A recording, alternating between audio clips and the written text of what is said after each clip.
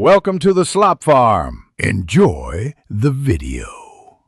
You start by sharpening your question into a single clear sentence so Google knows your intent. Once done, pick 3-6 concise keywords and add synonyms to cover phrasing differences. Make sure to include any constraints like a year, location, or file type to focus results. You're creating a query blueprint. This reduces noise and improves ranking.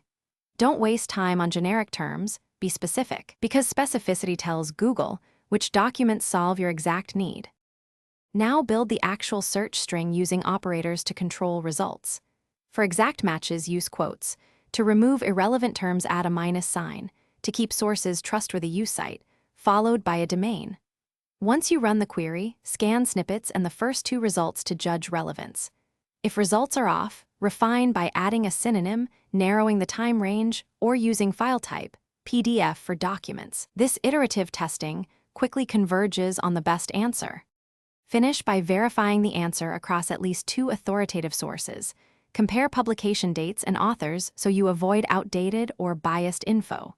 If the answer is still unclear, switch to specialized Google verticals like Scholar or News, or view cached pages for removed content.